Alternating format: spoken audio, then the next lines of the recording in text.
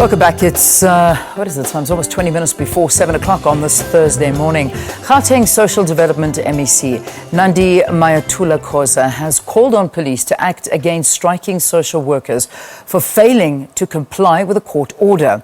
This comes after National Education, Health and Allied Workers Union, that's Nehawu, their members at facilities caring for the vulnerable members of society, embarked on a strike for better wages.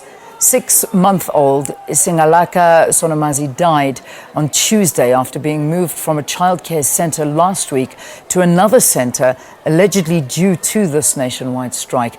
We're joined in studio now by Shoki Chabalala, who is the head of the Gauteng Social Development Department. Thank you so much for joining us. Welcome to the programme.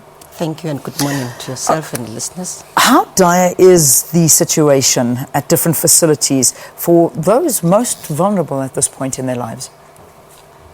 To be honest, the Gauteng province is hardest hit amongst all other provinces in the sense that we have more institutions than any other province.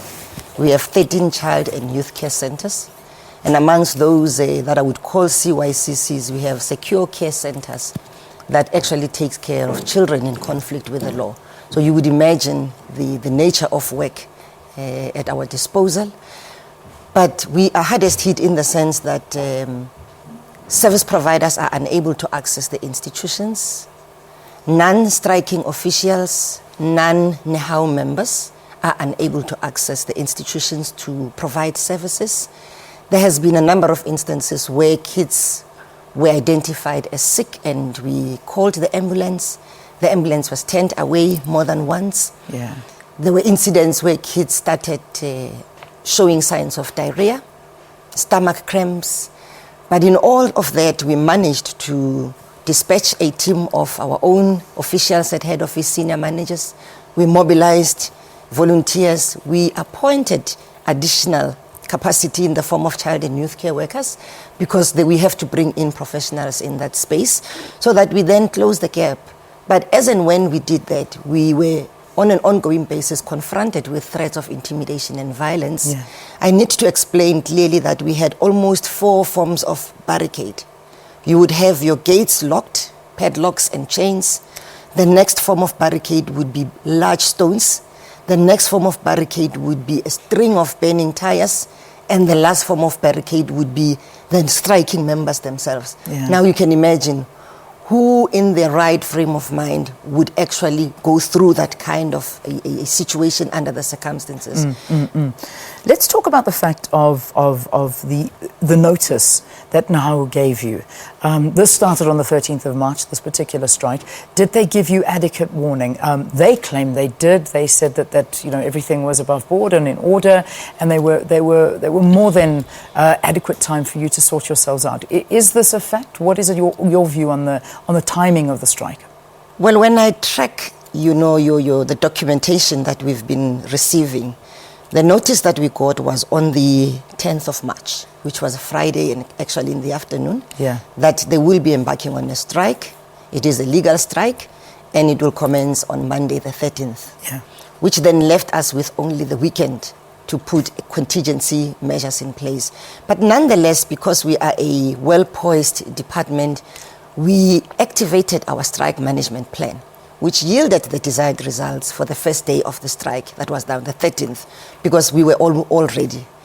But I must also indicate that initially the strike was geared at expressing their needs to the National Department, and that's how it started. When it unfolded the first time, they actually marched to the National Department. So we were hoping that it was going to be the same, but until we were notified, it's going to be now provincialized. We thought it was going to end on that day. We got notice on the 14th to say it is a protracted strike, and until further notice, the strike will go ahead.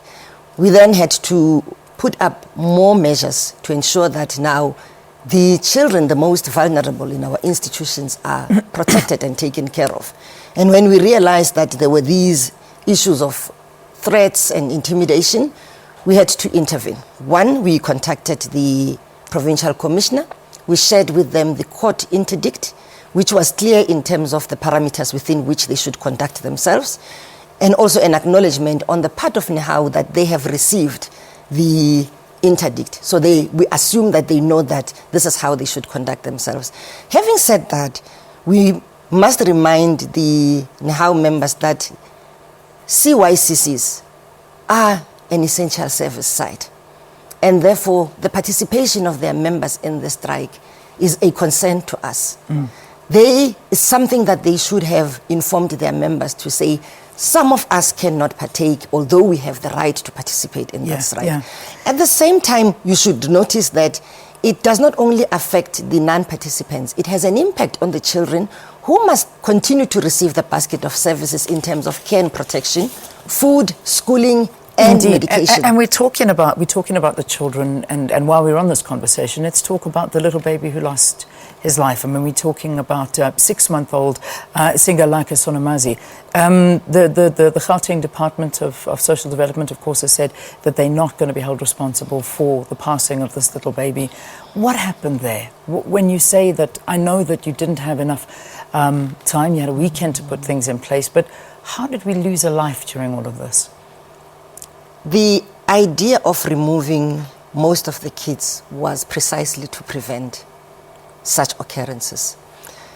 But also, having said that, let's also express our condolences to the family and bring to your attention that the baby was a sick baby, born with a fetal alcohol syndrome, and she has been in and out of hospital. She has been on medication, and the staff took care of that child from the first day the child was in our institution. And when we transferred, we made it a point that we also deliver with a file and medication for the child. There could have been a number of circumstances that could have led to this, because remember, these kids, they get used to a particular environment, particular caregivers and all of that. Now suddenly you find yourself in a complete strange environment with strange people and all of that. And the trauma around it. There is so much, but I don't want to speculate what could have been the cause. Let us await the autopsy, and we will take it from there. It's a difficult story to have to deal with, especially after what happened at Life Esidimeni. We've got this a black cloud hanging over Gauteng, and to lose another 6-month-old baby is something that we don't need in our lives. And I hope you're offering support to the family. Not only to the family, yes, we are providing psychosocial support to the family. We've done a household profile to the family so that we can assess whether they are in a position to even bury their own loved one. But we are also providing support to the staff, the caregiver who was actually taking care of this child, because it was brought to her attention from the day when the baby was delivered there amongst other kids. She really fell in love with the child. She took care of this child. And when the child passed on, she was the most distraught and the most affected person. So for us, she is our priority as well amongst other people, and we will certainly take care of them and the rest of the other stuff. We will be visiting all the sites. We are in partnership with the Department of Health. They've dispatched their health team members. They've started with our own affected institutions. Now we'll be extending the services to the NGOs that are licensed, where we have placed these children. All right. I believe that, I'm wrapping the interview now, but I believe that there was an offer put forward to Nehawu. They are considering calling the strike off. They're meeting at 2 o'clock this afternoon. They won't go into the details of what's in this particular offer that's been laid on the table. Can you elaborate on the offer? What I can only indicate is that there has been meaningful engagement at a national level with them. I do hope that there will be a breakthrough on a number of issues. This afternoon, there will be a media or some form of communique to the public, and definitely I am informed that we are making progress in that regard. All right, we'll leave it there, Shoki. Thank you for updating us. Shoki Chabalala is the head of department of the Gauteng Social Development. Write to us, though, because something we didn't get to talk about is social workers. Do you think that they are, this is right? Do you think they're paid enough? There's stories that they're earning less than 200,000 Rand a month, and this is a big problem for them. But talk to us about social workers in South Africa. Do you think they are respected enough? Do you think they get paid enough? And do you think these demands are warranted? Let's take a break. We'll see you after this. Do stay tuned.